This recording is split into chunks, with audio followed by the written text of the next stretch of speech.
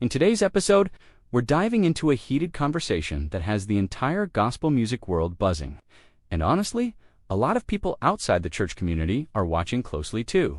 The situation revolves around Bishop Patrick Wooden and gospel legend Kirk Franklin. And the discussion has escalated into a clash that is centered around LGBTQ concerns, personal beliefs, public stances, and the tension between modern cultural conversations and traditional Christian teachings.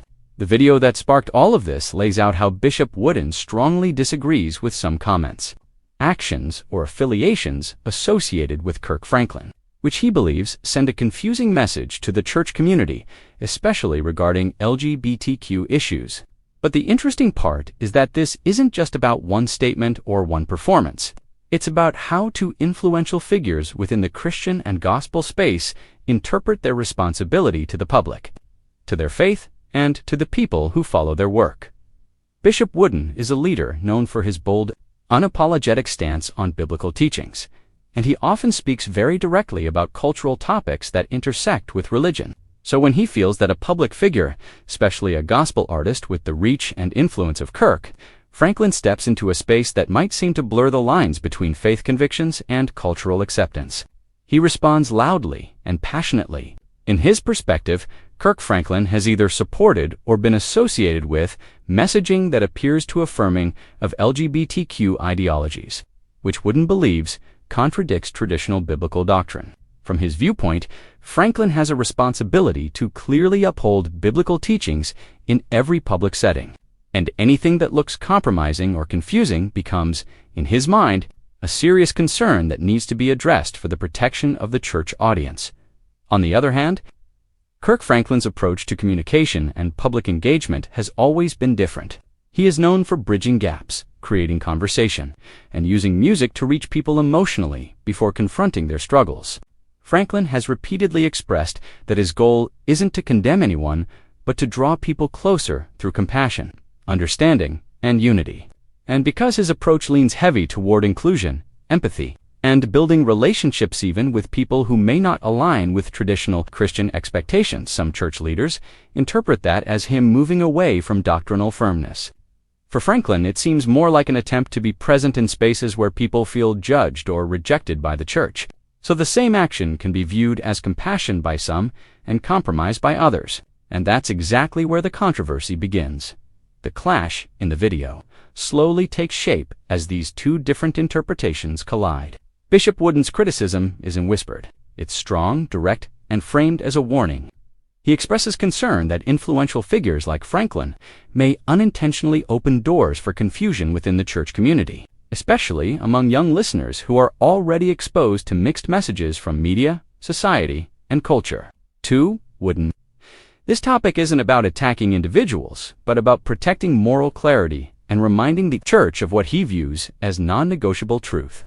In contrast, supporters of Franklin argue that the gospel artist is simply trying to navigate a complicated cultural landscape where harsh condemnation often pushes people further away rather than drawing them closer to faith.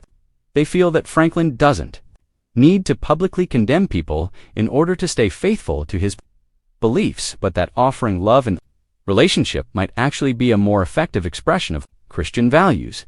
As the debate grows, the video shows how online communities, church members, fans, and critics are responding. Some stand with Wooden, praising him for being courageous enough to speak what many leaders are afraid to address. They feel the modern church is losing its boldness and slipping into cultural conformity, and they see Wooden as one of the remaining voices willing to call out what he believes is drifting away from truth. Others stand with Franklin, saying that the world is already full of rejection and judgment, and the gospel needs more bridges, not walls. They argue that Franklin doesn't affirm or endorse any lifestyle. He simply refuses to isolate or condemn people, because he believes that healing and transformation can only begin through love and relationship. Another layer in the conversation is how quickly social media amplifies disagreements like this.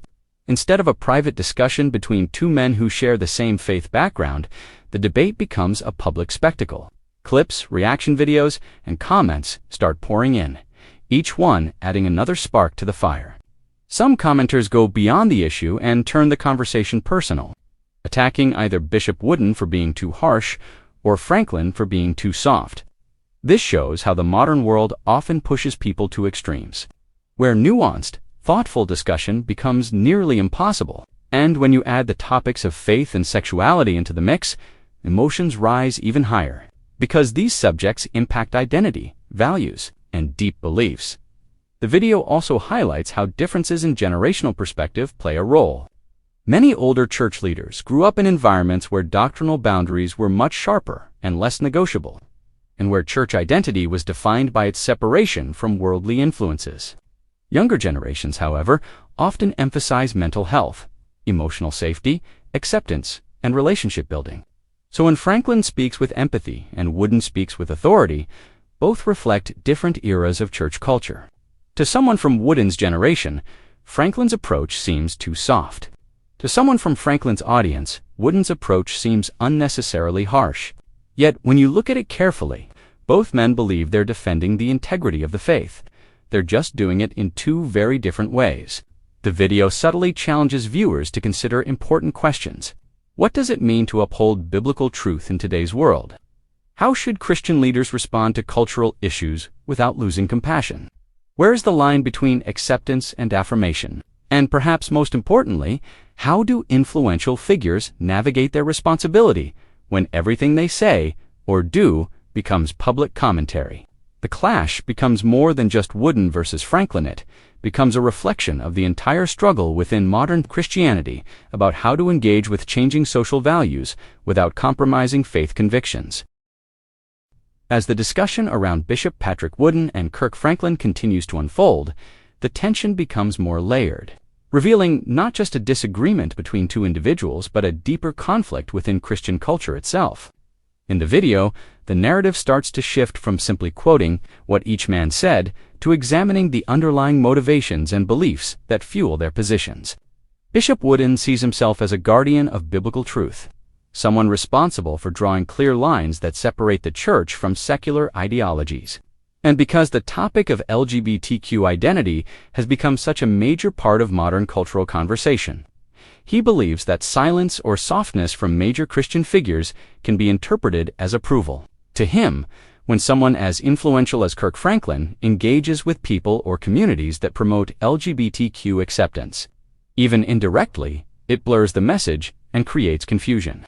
His tone in the video reflects urgency, as if he's calling the church back to what he considers moral clarity. Meanwhile, the way Kirk Franklin communicates makes it clear that he is aware of the cultural tension but chooses a different strategy for ministry. Franklin has spent years building a platform that reaches beyond the walls of the church, connecting with people who feel disconnected from traditional religious structures. His music bridges gospel with contemporary styles. His presence extends into mainstream platforms, and his message often emphasizes healing, emotional connection, and the importance of family and community. For him, shutting people out or publicly condemning them does not open a path for transformation. Instead, he leans toward grace-first engagement. In the eyes of many supporters, this approach doesn't compromise truth, simply shifts the method. They believe Franklin is trying to meet people where they are rather than demanding they fit a religious mold before they can even feel God's love. This difference in approach becomes one of the main reasons the clash feels so intense. Bishop Wooden represents a more traditional, authoritative voice that prioritizes boundaries, while Franklin represents a modern, relational voice that prioritizes connection.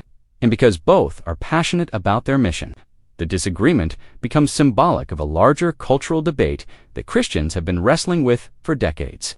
In particular, the LGBTQ topic highlights the challenges because it touches identity, belonging, emotion, doctrine, and compassion, 5 things that people feel deeply and personally. The video also explores the reactions of the public, showing how people tend to pick sides based on their worldview. Some Christians argue that if you soften your stance to avoid offending people, you're no longer standing for truth. To them, Franklin's approach feels almost like a slow drift toward cultural acceptance that could eventually water down the message of the gospel. They believe that if leaders like Franklin don't draw clear lines, the next generation of believers will grow up confused about what the Bible teaches regarding sexuality. For these viewers, Bishop Wooden isn't simply criticizing Franklin, he's sounding an alarm. They feel he's trying to protect the integrity of the church and keep it from sliding into moral compromise disguised as compassion. On the other side, many people argue that the church has historically mishandled topics related to sexuality, often causing harm through harsh language, judgment, and exclusion. These viewers feel Franklin's approach is necessary because it opens the door for healing, conversation, and transformation.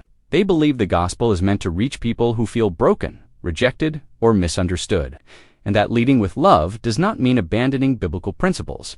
Instead, it means building the kind of relationship in which truth can be shared in a way that doesn't destroy someone's sense of worth. For them, Wooden's tone reinforces the stereotype that Christians are harsh, unloving, and unwilling to listen. They prefer Franklin's example because it shows that faith and kindness can coexist even while holding personal convictions. Throughout the video, we also see how commentary channels, influencers, and gospel community members amplify the debate.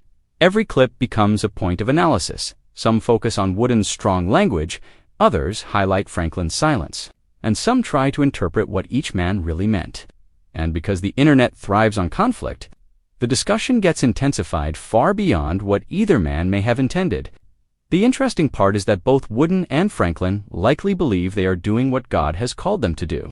But when their convictions clash in public, the conversation becomes a spectacle, where spectators evaluate not only their words, but their character. The script also touches on how conflicts like this affect ordinary believers. Many people feel torn because they respect both men. They admire Bishop Wooden's boldness and commitment, but also appreciate Kirk Franklin's compassion and artistry. For some viewers, it becomes a tug-of-war between two parts of their own heart, the part that values truth and the part that values love. The debate forces them to revisit their own beliefs and how they think Christians should respond to sensitive cultural issues. Some even express that they wish leaders would handle these disagreements privately rather than through public criticism, because the world outside the church often uses these conflicts as evidence that Christianity is divided or hypocritical. As the commentary in the video continues, the conversation shifts toward accountability and public influence.